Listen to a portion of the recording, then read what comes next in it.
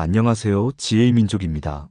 오늘 이야기는 중국 쓰촨성 청도에서 벌어진 한 노숙자와 한 여성을 둘러싼 믿기 힘든 사연에 대한 이야기입니다. 며칠 전 중국의 SNS에서 아주 기묘한 사진 하나가 급속도로 퍼져나가기 시작했습니다. 사진 속에는 낡은 담요를 덮은 한 노인이 도로변 의자에 앉아 있고 그 앞엔 젊은 여성이 쭈그려 앉아 자신의 품을 열고 있었습니다. 처음 사진만 보면 사람들은 눈살을 찌푸릴 수밖에 없었습니다. 대체 이게 뭐냐? 왜 저런 일이 벌어진 거냐? 하지만 사진과 함께 실린 짧은 문장은 사람들의 가슴을 조용히 두드렸습니다. 그는 내 아버지입니다. 그날 이후로 수많은 사람들의 관심과 뜨거운 댓글이 이 사연에 쏟아지기 시작했습니다. 그리고 밝혀진 진실은 우리가 생각했던 어떤 이야기보다도 더 깊은 울림을 주는 것이었습니다. 그 이야기의 중심에는 32의 여성이자 한 아이의 엄마였던 류이란 여성이 있었습니다.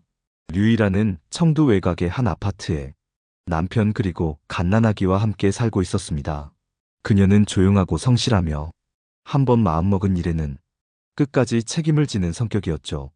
어릴 적부터 가족을 지키는 일이라면 무슨 일이든 마다하지 않았고 그런 성격은 그녀의 삶 전체에 깊이 스며들어 있었습니다.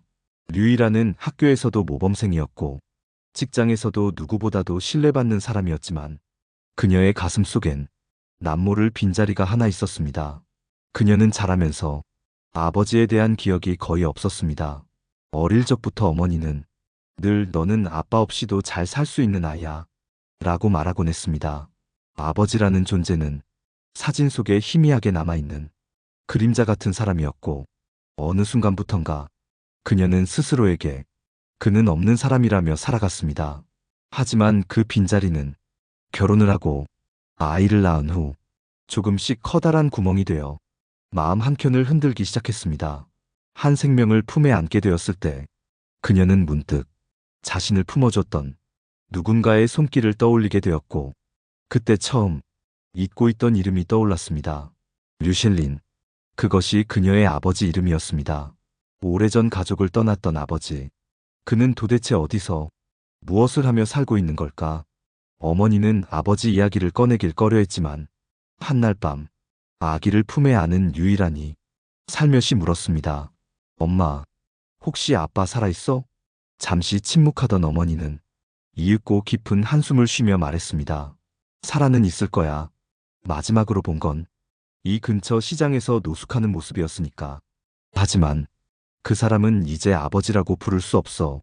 하지만 류이란의 마음은 그날 이후 달라졌습니다. 그날 이후 류이란은 시간이 날 때마다 청두 시내를 돌아다녔습니다.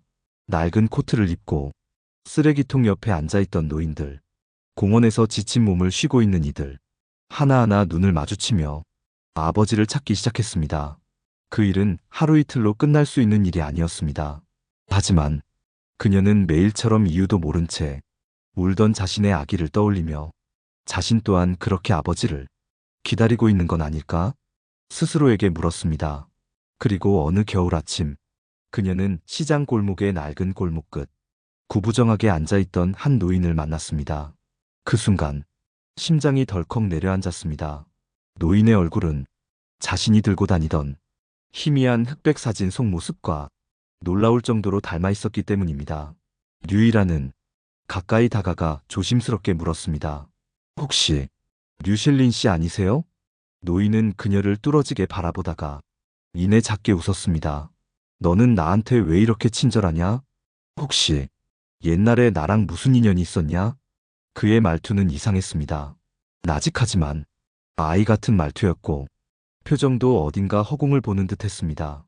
그녀는 놀라움과 함께 점점 복잡해지는 감정 속에서 노인의 어깨를 감쌌습니다. 아빠, 나야. 나 이란이야. 그 순간 노인의 눈에서는 천천히 눈물이 흐르기 시작했습니다. 그것은 감정의 기억이 남아있는 어딘가 희미한 과거가 마음속 어딘가에서 깨어나는 듯한 순간이었습니다.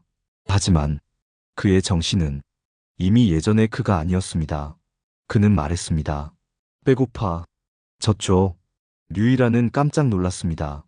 아기는 이제 돌이 갓 난 상태였고 자신은 여전히 모유 수유 중이었기에 몸은 젖이 돌고 있었습니다. 순간 눈앞에 놓이는 자신의 아버지가 아닌 어린 아기처럼 떨고 있었습니다.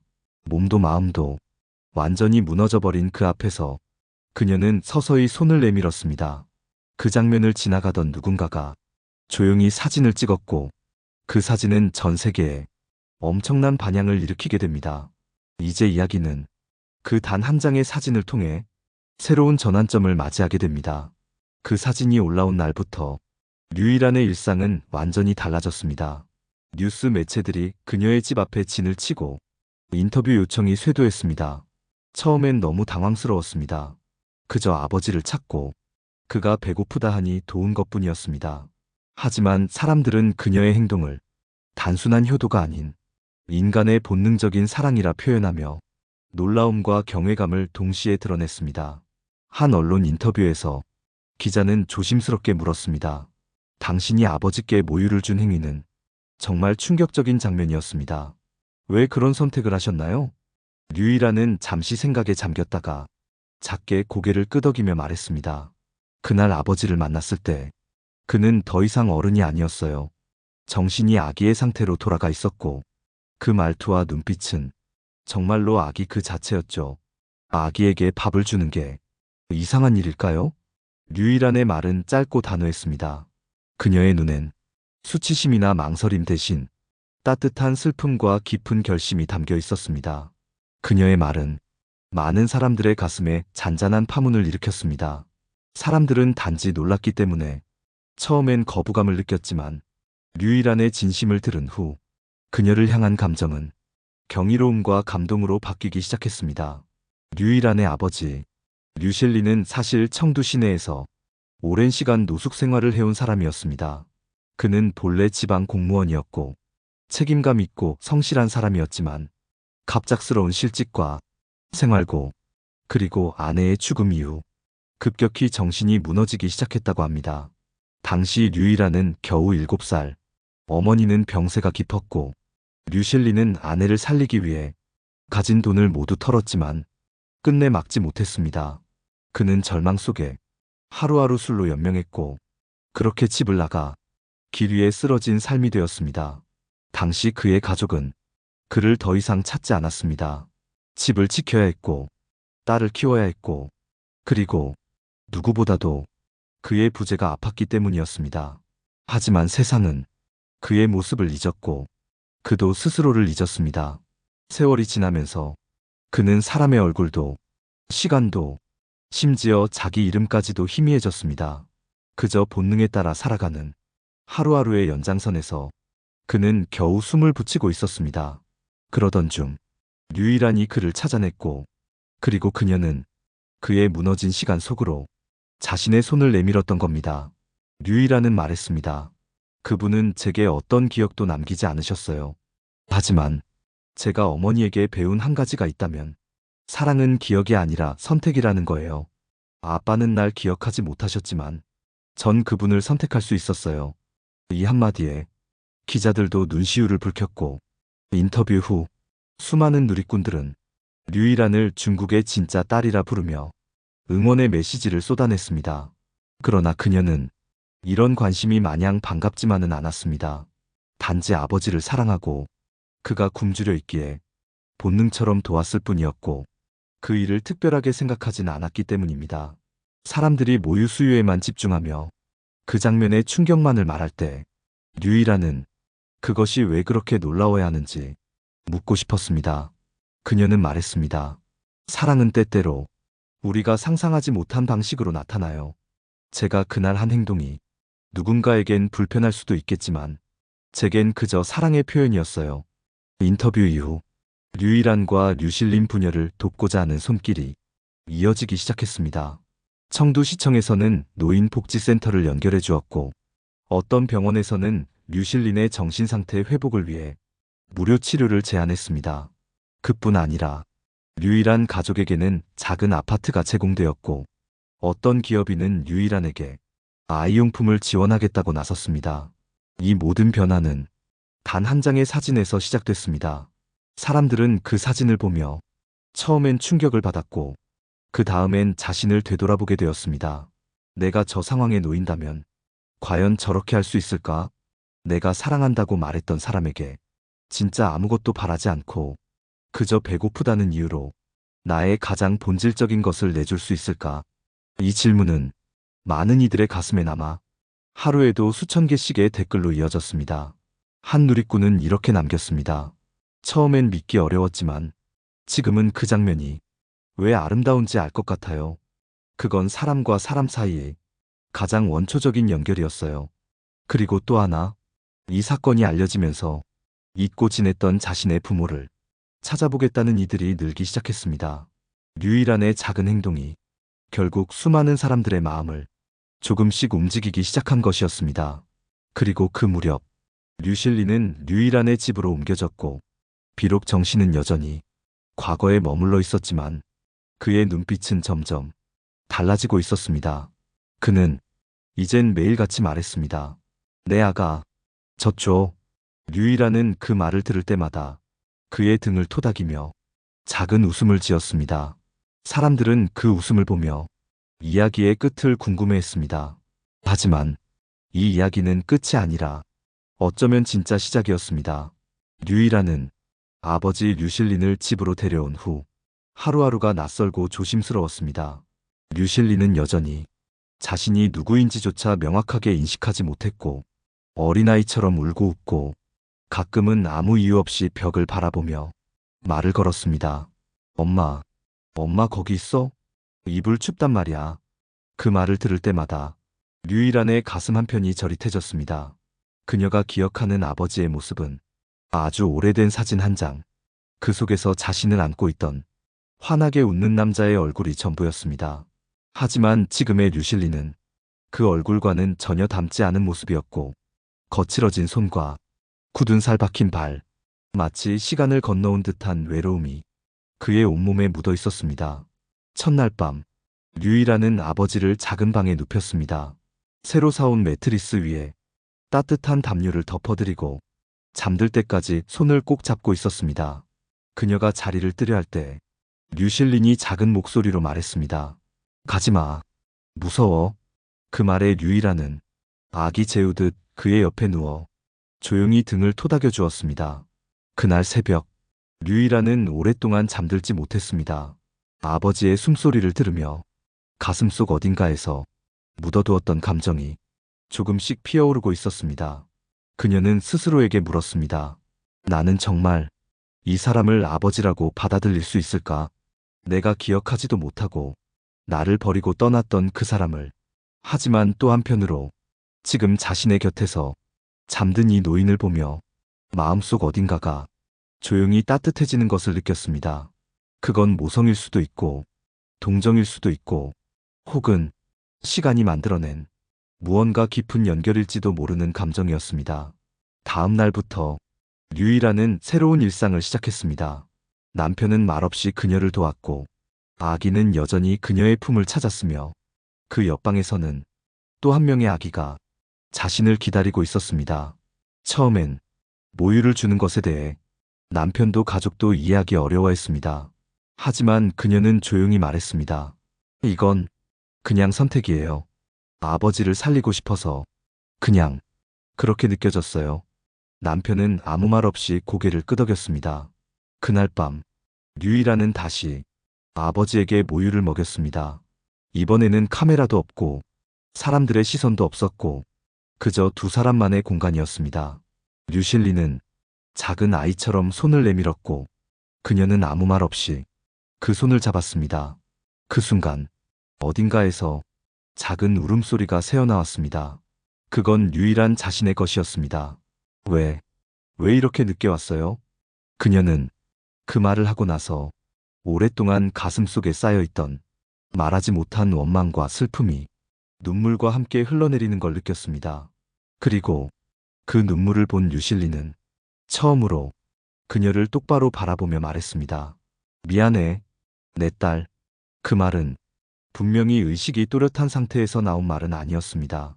하지만 그의 목소리엔 오랜 시간 가슴속 어딘가에 남아있던 사랑의 조각이 실려 있었습니다. 그날 이후 류실린의 상태는 조금씩 변하기 시작했습니다. 전문가들도 놀랐습니다. 모유에는 단순한 영양분만이 아니라 호르몬과 면역물질 등 신체와 정서를 안정시키는 성분이 있어 치매나 퇴행성 질환 환자에게 심리적 안정감을 줄 수 있다고 말했습니다. 류이라는 그런 과학적인 설명보다 단지 사람과 사람 사이의 온기, 그게 아버지의 마음에 조금씩 불을 지피고 있다고 믿었습니다. 류실리는 점차 류이란의 이름을 기억하게 되었고 자신이 아버지라는 사실도 희미하게나마 받아들이기 시작했습니다. 라니야, 내가 너 아버지야. 그치? 그 말이 나왔을 때 류이란은 아버지의 손을 꼭 잡고 고개를 천천히 끄덕였습니다. 맞아요. 아빠예요. 이 장면은 가족이라는 이름의 무게를 우리에게 다시 한번 생각하게 했습니다.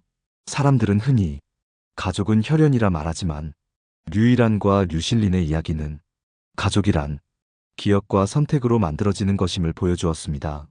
그들은 서로를 잊었고 멀리 떨어졌고 심지어 이해할 수 없는 시간 속에서 각자의 삶을 살아왔지만 그럼에도 다시 마주보는 순간 그 둘 사이엔 언제나 존재해왔던 연결이 천천히 조용히 흐르고 있었습니다. 이야기는 그렇게 사랑이라는 말로도 다 담기지 않을 순간들로 하루하루 쌓여가고 있었습니다. 류실린이 조금씩 자신을 되찾아가던 어느 날 류이라는 아버지를 데리고 청두 외곽의 작은 강가로 나갔습니다. 그곳은 어릴 적 어머니와 함께 자주 갔던 곳으로 그녀에게는 따뜻한 기억이 깃든 공간이었습니다. 봄 햇살이 부드럽게 내리쬐고 벚꽃이 막 피기 시작한 강변길. 아버지는 바람에 얼굴을 맡기며 아이처럼 두 팔을 벌려 하늘을 향해 소리쳤습니다. 엄마, 엄마 여기야. 여기야 나왔어. 류이라는 그 모습을 지켜보다 슬며시 미소 지었습니다. 치매가 만든 아버지의 시간은 여전히 과거에 머물러 있었지만 그 안에서 느껴지는 감정은 결코 가짜가 아니었습니다. 그날 저녁 강가에서 돌아온 후 류실리는 류이란에게 조용히 물었습니다. 너도 거기 같이 있었어? 그녀는 한참을 망설이다 작게 대답했습니다. 응, 나도 거기 있었어. 아빠 옆에 있었어. 그 말에 류실리는 눈을 감고 길게 숨을 내쉬었습니다. 그는 마치 무언가를 다 이해한 듯한 얼굴이었고 그날 밤 오랜만에 깊은 잠에 빠졌습니다. 그로부터 며칠 후 한 매체에서 류이란에게 다큐멘터리 제작 제안을 해왔습니다. 처음엔 망설였습니다. 이제 겨우 일상을 되찾고 있었고 아버지의 상태도 아직 완전히 회복되지 않았기 때문이었습니다. 하지만 그녀는 이야기를 나누는 것이 누군가에게 위로가 될 수 있다면 그것도 자신이 할 수 있는 일 중 하나라고 생각했습니다. 촬영은 조용히 진행되었습니다. 일상을 담고 아버지와의 대화, 아기와의 시간, 그리고 그녀가 어떤 마음으로 이 길을 선택했는지에 대한 이야기. 류이라는 카메라 앞에서 이야기하면서도 자신의 감정이 얼마나 억눌려 있었는지 처음으로 자각하게 되었습니다. 어릴 땐 아버지가 없다는 게 창피했어요. 학교에서도 가정환경 조사 같은 걸 할 때마다 거짓말을 하곤 했죠. 아버지는 외국에 일하러 가셨다고. 그녀는 말을 잇지 못하다 조용히 눈을 감았습니다. 근데 이제 저한테 아버지는 그냥 아버지예요. 제가 기억하는 사람은 아니지만 그 사람이 지금 제 옆에 있고 제가 할 수 있는 거라며 같이 숨쉬고 있으니까요. 이 장면은 방송되자마자 엄청난 반향을 일으켰습니다. 사람들은 그녀의 용기에 진심으로 박수를 보냈고 댓글에는 수천 개의 위로와 공감이 쏟아졌습니다. 당신은 진짜 딸이에요. 가족이 뭔지 다시 배우게 됐습니다. 울다가 웃다가 또 울었습니다. 당신을 보며 제 아버지를 생각하게 됐어요. 그날 이후 장을란과 류실린 부녀는 작은 유명인이 되었습니다. 어디를 가든 그들을 알아보는 사람들이 생겼고 가게에 가면 가게 주인이 따뜻한 음료를 건네며 힘내세요라고 말해주는 일이 잦아졌습니다. 류이라는 그런 변화에 감사하면서도 조금씩 부담을 느끼기 시작했습니다. 그녀는 유명인이 되고 싶지 않았고 자신의 이야기가 누군가의 소비 대상이 되기를 바라지 않았습니다. 그래서 그녀는 다큐 이후 모든 인터뷰와 출연 요청을 거절했습니다. 한 기자가 조심스럽게 그 이유를 물었을 때 류이라는 조용히 대답했습니다. 이제는 저만의 가족으로 다시 살아가고 싶어요. 이야기는 여기까지면 충분해요. 이후는 우리만의 시간이에요. 이 말은 모든 사람의 마음에 깊은 울림을 남겼습니다. 그녀는 아버지를 통해 세상을 감동시켰지만 다시 아버지를 품에 안고 자신의 세계로 돌아가려 했습니다.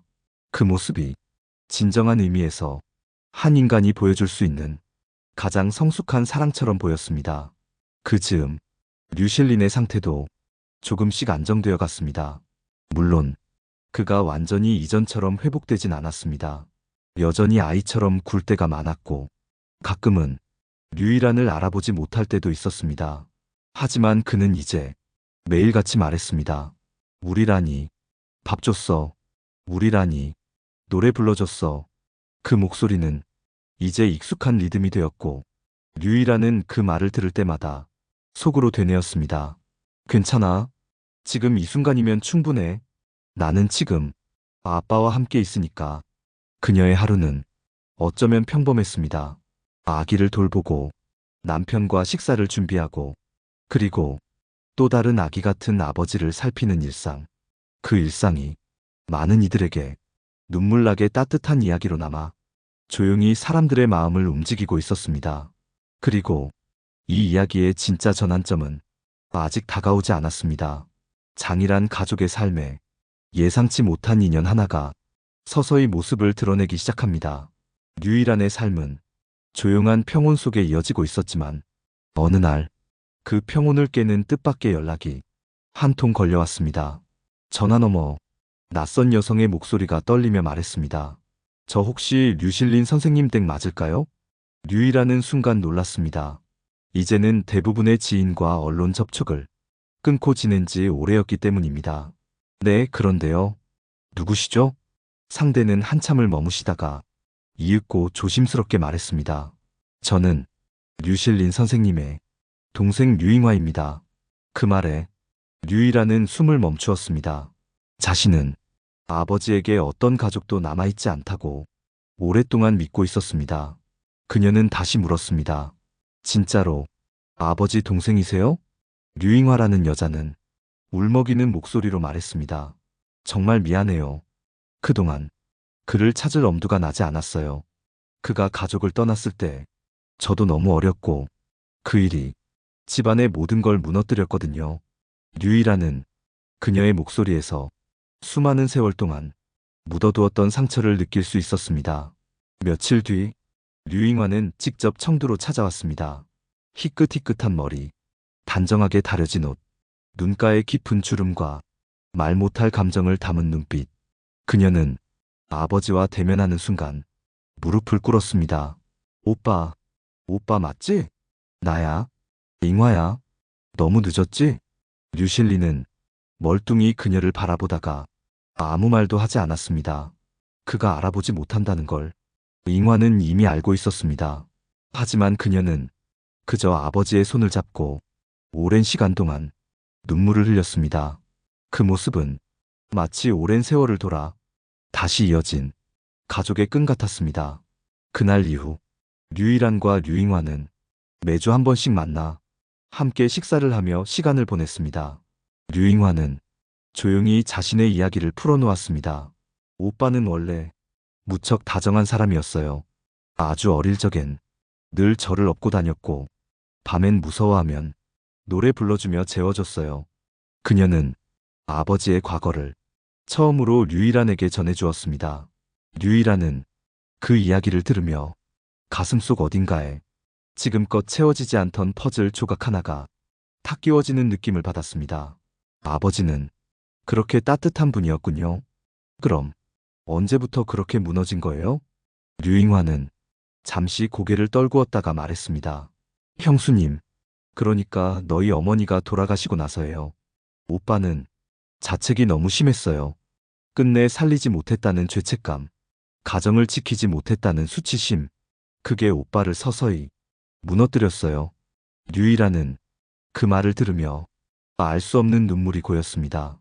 어머니의 죽음 이후 자신도 아버지를 원망했고 세상을 향해 마음을 닫았던 시간들, 그 시간들을 류실린 또한 홀로 겪고 있었던 겁니다. 아버지는 떠난 게 아니라 그저 무너졌던 거였네요.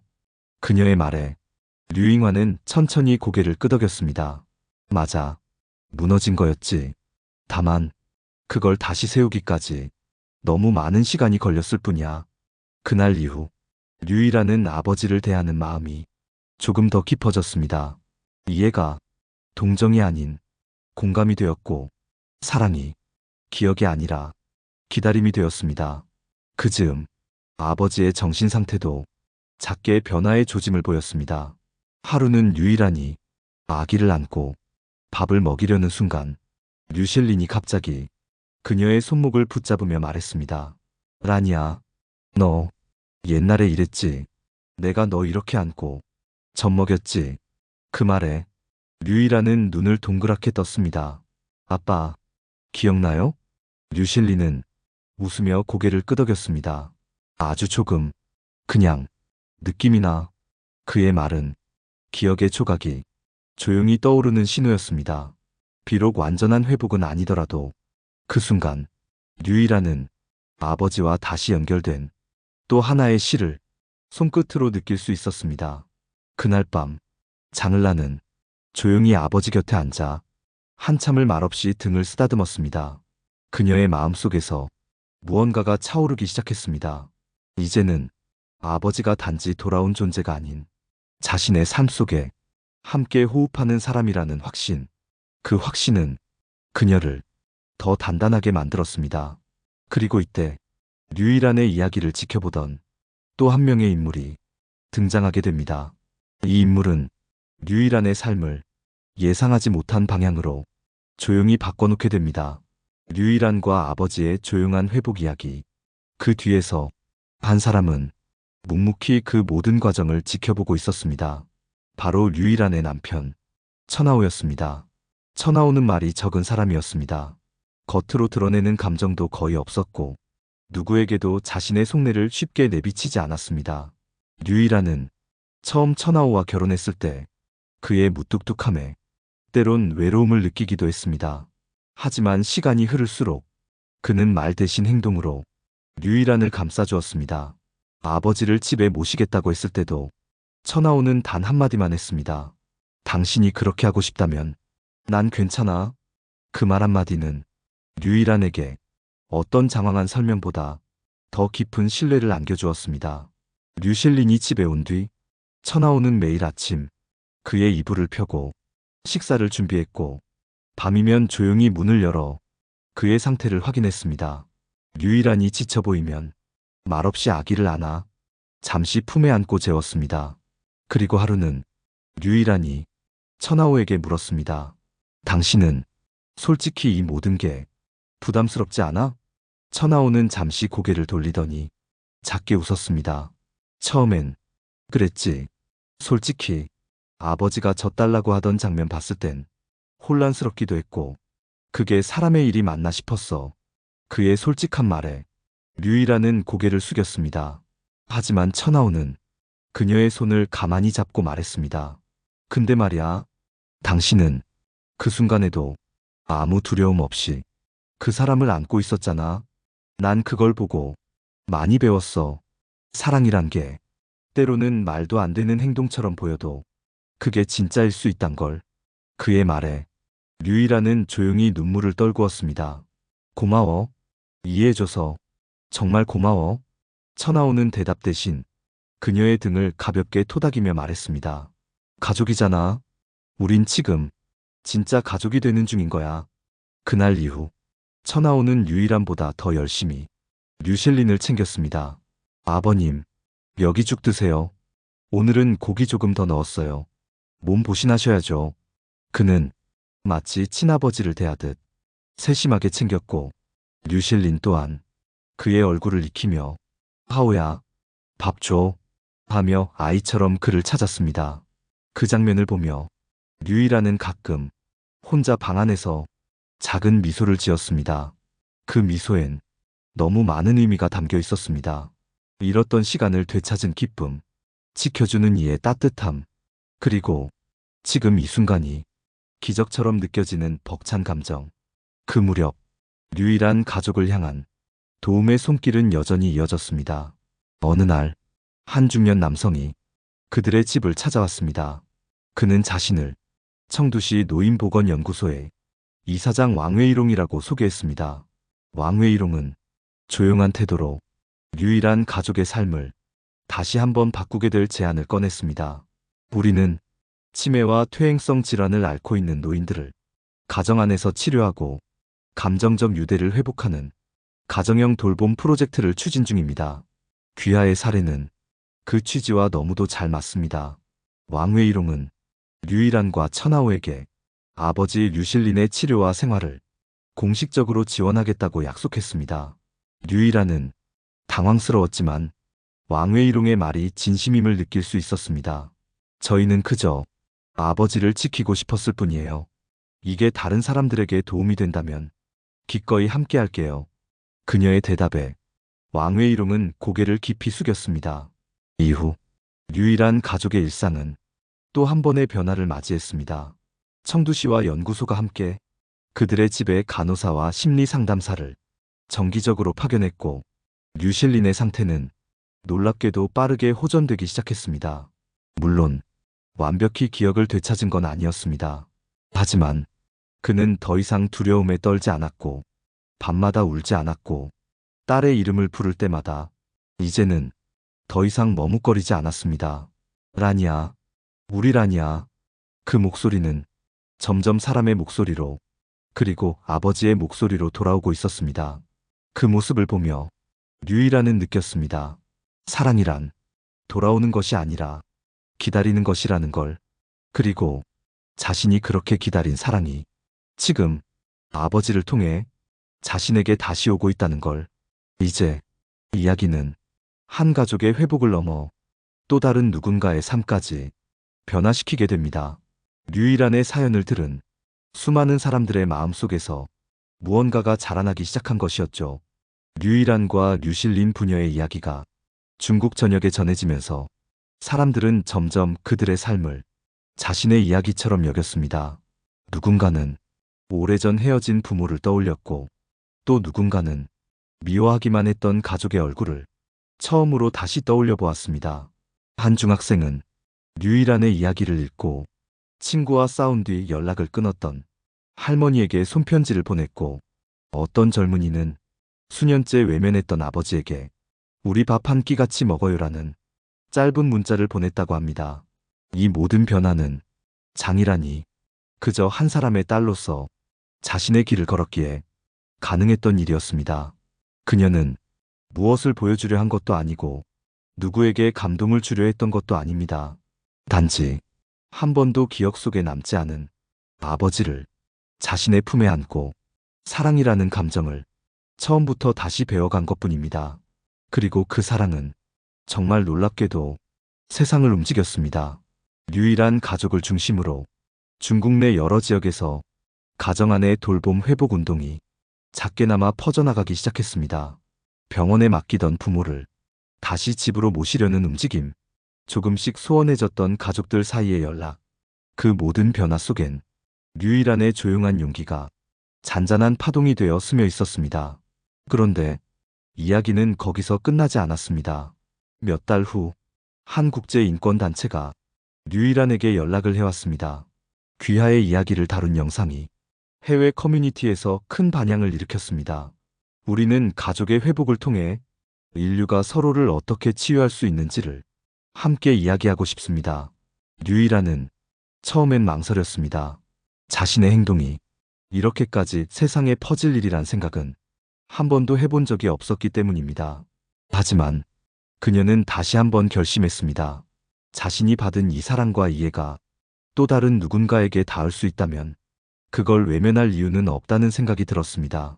인터뷰 마지막에 그녀는 이렇게 말했습니다. 우리는 모두 누군가의 딸이고 누군가의 부모이고 누군가의 가족이에요. 그래서 때로는 사랑이 기억을 이기기도 하고 침묵이 말보다 진심일 때도 있어요. 그 말은 조용히 울림을 주었고 수많은 사람들이 그녀의 말에 눈시울을 붉혔습니다. 그 후 류일한 가족은 다시 평범한 일상으로 돌아갔습니다. 류실리는 여전히 아침이면 아기를 안고 노래를 부르는 딸을 마치 새로 태어난 아이처럼 바라보았고 천하오는 조용히 그들을 바라보며 저녁마다 밥을 차렸습니다. 한 번은 류일한이 아버지에게 물었습니다. 아빠, 지금은 어디에 있다고 생각해요? 류실리는 고개를 돌려 창밖을 바라보며 말했습니다. 우리 집에 있지. 라니 집, 우리 집. 그 말은 어쩌면 이 이야기를 가장 단순하면서도 가장 깊이 있게 설명하는 말이었습니다. 우리 집, 기억이 떠나도, 마음이 아파도, 몸이 낡아도 끝내 돌아오는 곳, 가장 안전하고 가장 따뜻한 사람의 마지막 자리.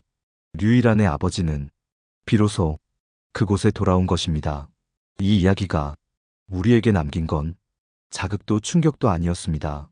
그보단 우리 모두가 마음속에 묻어두었던 가족이라는 단어에 대한 조용한 질문이었습니다. 과연 나는 지금 누군가의 우리 집이 될 수 있는가? 그리고 누군가에게 돌아갈 수 있는 우리 집을 갖고 있는가? 이 방송을 들으시는 여러분, 어떤 분은 지금 가족과 멀어져 있을 수도 있고, 누군가는 가족이 없는 채 혼자 살아가는 분일 수도 있습니다. 하지만 기억해 주세요. 가족은 피가 이어진 사이라기보다 서로를 끝내 기다려주는 사람, 서로가 서로의 마지막 자리가 되어주는 사람, 그런 사람이 곁에 단 한 명이라도 있다면 그건 분명 하늘이 준 선물입니다. 오늘 이야기를 통해 잠시라도 당신의 마음이 따뜻해졌다면 그걸로 충분합니다. 지금까지 지혜의 민족이었습니다. 여러분의 이야기도 댓글로 남겨주세요. 당신의 진심 어린 한마디가 또 다른 누군가에겐 하루를 버티게 하는 힘이 될 수 있으니까요. 좋아요와 구독, 그리고 주변에 나누는 공유는 이야기를 이어가는 큰 힘이 됩니다. 다음 시간에는 추석날 남편 몰래 5년째 제사를 지내러 가는 아내의 이야기로 여러분을 찾아올게요. 그날까지 당신의 하루가 누군가의 우리 집이 되길 바라며 따뜻한 밤 되세요. 지금까지 지혜의 민족이었습니다.